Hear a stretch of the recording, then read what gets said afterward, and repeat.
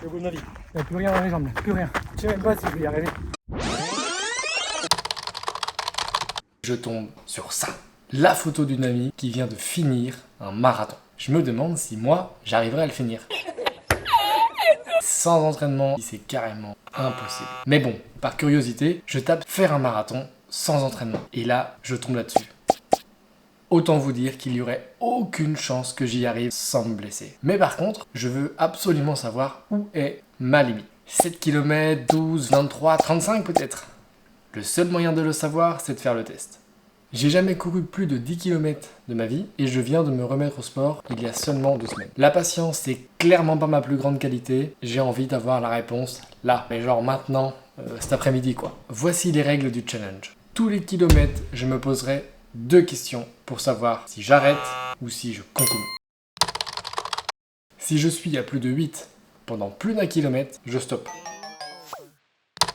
Est-ce que je ressens le début de la moindre douleur? Si la réponse est oui, je stoppe directement l'effort. Première étape, trouver le parcours. Et là déjà, premier problème, on habite dans les Alpes et que autour de chez nous, c'est pas du tout plat. Du coup, faut faire un choix. Soit courir sur un parcours joli mais pas plat, ou alors tourner au rond autour d'un stade pendant X tours, quitte à devenir complètement fou. Finalement, j'ai trouvé un chemin qui est à peu près plat et qui me plaît bien. C'est bon, on a l'itinéraire. Deuxième étape, l'équipement. Au cas où le défi se passe bien, je me décide à m'équiper comme pour un marathon. Sauf que j'aurai pas de ravitaillement, donc je dois être totalement autonome en eau, en nourriture. J'ai chaussures, chaussettes techniques, t-shirt, short, camelback de 2 litres, 2 gourdes de 500 ml avec une solution isotonique, des barres énergétiques, des gels énergétiques. En plus de ça, j'aurai mon stabilisateur DJI pour vous parler pendant l'effort et que ce soit pas trop saccadé. Étape 3, on prend des forces. Il est 11h et je vais manger des pâtes pour être au taquet en début d'après-midi. Étape 4, la stratégie de course. En faisant quelques recherches sur les stratégies de course possibles et à ma portée, je suis tombé sur celle-ci qui me plaît bien, qui s'appelle la méthode Cyrano. Non, rien à voir avec lui. Cette méthode consiste à alterner des périodes de course et des périodes de marche rapide. Le rythme que je veux viser, ce sera 6 minutes de course, 1 minute de marche rapide, tout en restant dans une zone de confort lorsque je cours. Je vais essayer, je dis bien essayer, de ne jamais me mettre dans le rouge. Mais bon, ça, c'est la théorie. Juste avant que je commence à courir, dites-moi en commentaire quel est votre pronostic sur le nombre de kilomètres que je vais réussir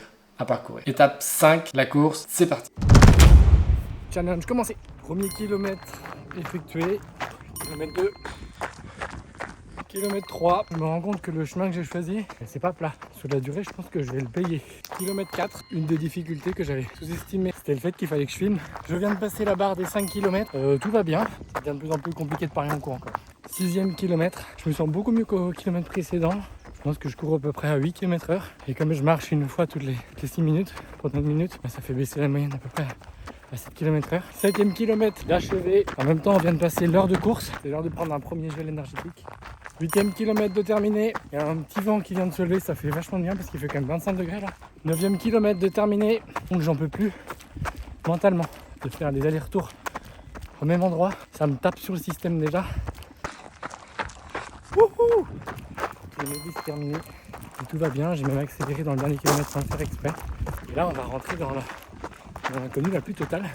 Parce que j'ai jamais couru plus de 10 km. 11e kilomètre de terminé. Là j'ai les jambes qui sont quand même un peu plus lourdes. 12e kilomètre d'achevé. La technique de marcher 1 minute toutes les 6 minutes, ça me sauve la vie. 13e kilomètre fait. Stabilisateur veut plus marcher. J'ai trouvé enfin un nouveau chemin. C'est un petit peu plus escarpé mais je m'en fous. Ça me permet d'être moins monotone. Et pour ma tête là ça va beaucoup mieux. 13 km tout allait bien. Là physiquement c'est très compliqué.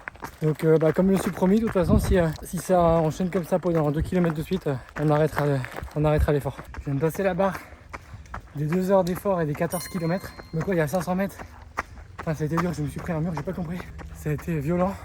Là c'est un tout petit peu mieux, mais vraiment un tout petit peu mieux. Je prends un petit gel. Bon ça se trouve il servira pas à grand chose parce que j'arrête l'effort dans 800 mètres. Au cas où je le prends maintenant parce que si jamais je dois continuer, ce sera fait. Dur. Bon 15 km de fait. Je sais pas par quel miracle, ça va beaucoup mieux. Kilomètre numéro 16 terminé. Ça va beaucoup mieux. Bon, on reste quand même sur un effort difficulté moyen difficile, mais c'est 1000 fois mieux qu'il y a 2 km. Watch. Le moindre petit dénivelé qui tout à l'heure posait pas de problème. Et ben là, voilà, c'est tout ce que j'avais à dire. 17e kilomètre terminé, ça va beaucoup mieux. Et j'ai de moins en moins de lucidité, donc ça devient de plus en plus compliqué de penser à tout. Je pense que je vais oublier des trucs. On vient de passer les 2h30 de course, 17 km et demi. Honnêtement, c'est un exploit pour moi là. Je pensais pas pouvoir aller aussi loin déjà. Dans le rythme que j'ai toujours, donc 6 minutes de course, 1 minute de marche. C'est de plus en plus compliqué de reprendre la course après la marche. Là, je me dis quand même que j'aurais peut-être pu faire autre chose de mon jour off que de m'infliger ça. Kilomètre 18, terminé. Dans les derniers 200 mètres là, je suis éclaté contre un mur là, mais genre triple épaisseur de parpaing avec du béton armé dedans. Kilomètre 19, terminé. Ça a l'air d'aller un petit peu mieux. Ah, c'est la fin, je vous le dis là. C'est la fin. Oh, c'est arrivé d'un coup. Ah non, j'ai jamais vu ça. Ah, c'est le 3e mur. Ah, c'est fatal là. J'en peux plus. J'ai même plus la force de tenir la caméra. Non, mais c'est arrivé juste avant les 20 km. Il reste 400 mètres pour aller aux 20 km. Oh, je m'en fous, j'y vais. Non, je m'en fous, j'y vais. 400 mètres. Je suis au bout de ma vie. 300 mètres. Je sais même pas si je vais y arriver. Il n'y a plus rien dans les jambes, plus rien. Plus rien. Plus que là. Il n'y a plus que là qu'il y a à peu près un truc. Il va me rester un neurone de connecter. 200 mètres. 200 mètres. 100 mètres. 30 mètres. 20 km, c'était ma limite. C'était ma limite.